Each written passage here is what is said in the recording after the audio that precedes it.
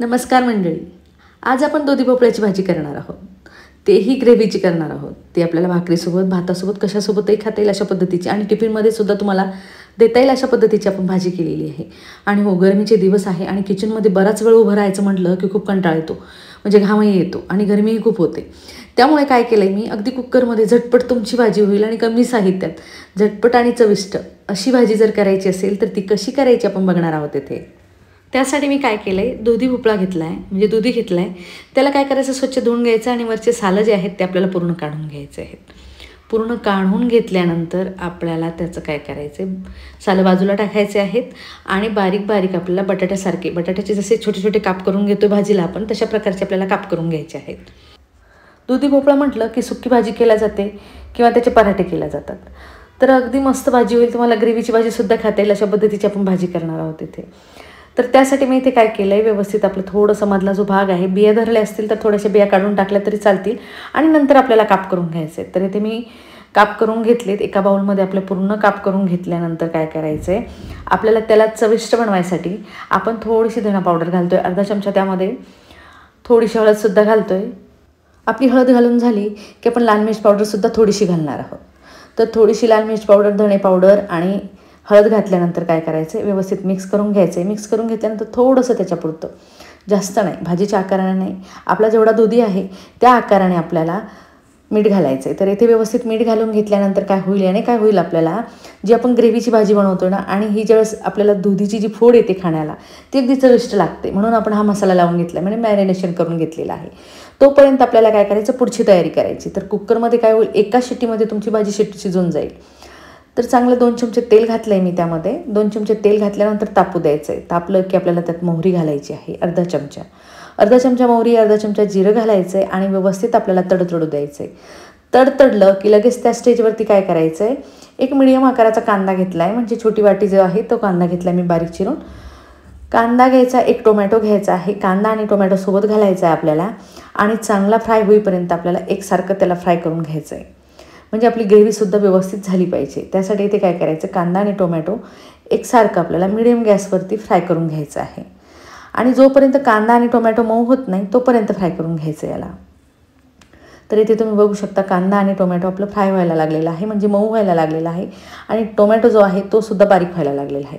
तर इथे कांदा आणि टोमॅटो फ्राय करून झाल्यानंतर आपल्याला काय करायचं, त्याच्यावरती आबडधोबड कुटलेला लसूण घालायचा आहे.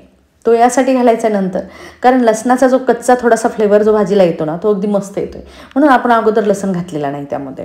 कांदा आणि टोमॅटो फ्राय झाल्यानंतरच आपल्याला हा लसूण घालायचा आहे. तर चांगला 1 चमचा लसूण घातलेला आहे मी कुटून लसूण घातल्यानंतर थोडासा मऊ झाला लसूण की त्यामध्ये काय करायचं आहे, आपल्याला 2 चमचे शेंगदाण्याचा कूट घालायचा आहे. तर बिना भाजलेला असल्यामुळे मी अगोदरच घालून घेतला आहे, म्हणजे थोडासा फ्रायसुद्धा होईल तेलामध्ये आणि थोडासा भाजूनसुद्धा निघेल. तर इथे तेल सुटेपर्यंत आपण त्याला भाजून घेतलं आहे. तेल सुटल्यानंतर, भाजून घेतल्यानंतर काय करायचं आहे, गरम मसाला घालायचा आहे आपल्याला. त्यामध्ये 1 चमचा लाल मिर्च पावडर घालायची आहे, 1 चमचा. तर अर्धा चमचा करून मी 1 चमचा घातलेली आहे आणि अर्धा चमचा हळदसुद्धा घालायची आहे.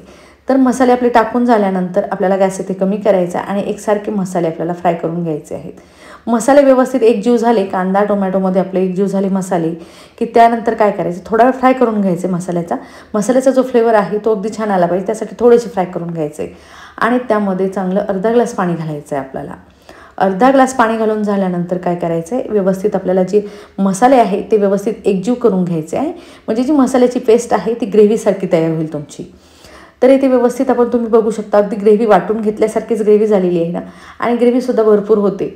तर आता काय करायचं आहे, थोडंसं आपल्याला कोथिंबीर घालून घ्यायचं आहे त्याच्यावरती आणि गॅस इथे मिडियम ठेवायचा आहे, म्हणजे ग्रेव्ही थोडीशी शिजलीसुद्धा पाहिजे. तर त्यासाठी काय करायचं, झाकण ठेवून घ्यायचं आहे वरती आणि 2 मिनटं आपल्याला मंद आचेवर आपल्याला ग्रेव्ही शिजू द्यायची आहे. 2 मिनटं झाल्यानंतर ग्रेव्हीचा जो रंग आणि चव आहे, म्हणजे रंग आणि स्मेल आहे, जो भाजीचा वास येतो ना, मस्त येतो आहे. तर अगदी मसाले सुटसुटीत आणि शिजलेले सुद्धा आहेत आणि तेलसुद्धा छान सुटलं आहे त्याला. तर आता काय करायचं आहे, आपल्याला तेल चांगलं सुटून झाल्यानंतर आपली चवीनुसार आकाराने भाजीचं मीठ घालायचं, कारण आपण दुधीमध्ये सुद्धा मीठ घातलेलं आहे, तर थोडंसं कमीच घातलं तरी चालेल.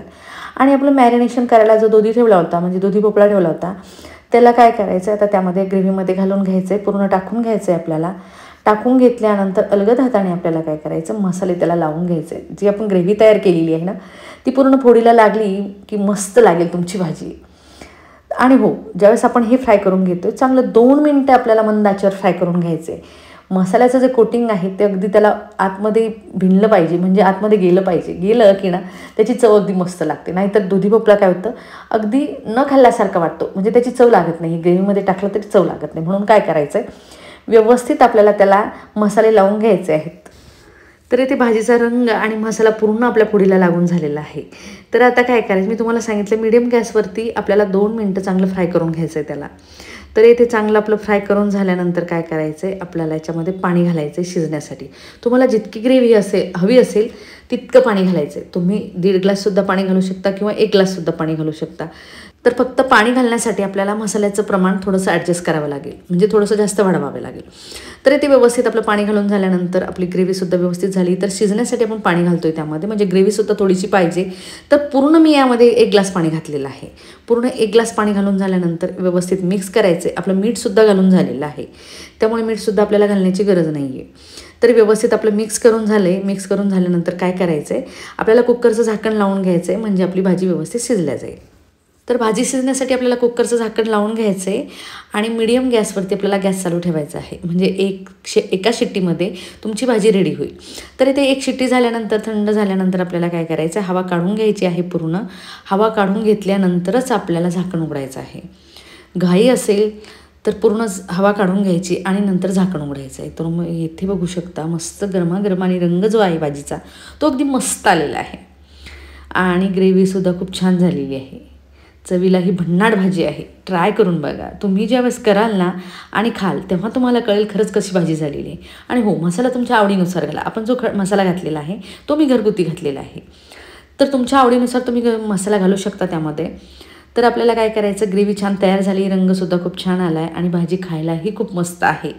आणि या भाजीसोबत तुम्हाला जर वाटलं भाकरी आणि पोळी करायचा कंटाळा आला तर थोडंसं मस्त भात लावायचा कुकरमध्ये आणि गरमागरम भात आणि भाजी दोन्हीचं कॉम्बिनेशन आणि लोणचं आणि थोडासा पापड भाजून घ्यायचा आहे आणि खायला घ्यायचं आहे. तर ट्राय करून बघा, एकदा तरी ट्राय करा, म्हणजे तुम्हाला कळेल. मस्त कोथिंबीर भुरभुरायची त्याच्यावरती. कोथिंबीर घालून घेतली की आपली भाजी जी आहे अगदी रेडी झालेली आहे. तर वाट कशाची बघताय, आज दुधी भोपळा आणा आणि भाजी ट्राय करून बघा, म्हणजे तुम्हाला कळेल. राईस लावा, दुधी भोपळाची भाजी करा आणि ट्राय करून खायला घ्या.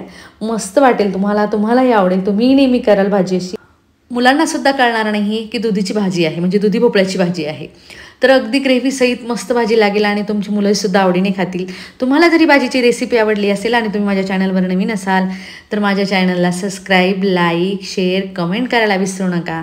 तर चला भेटूया अशाच नवीन आणि सोप्या सोप्या भाज्यांसोबत. तोपर्यंत बाय.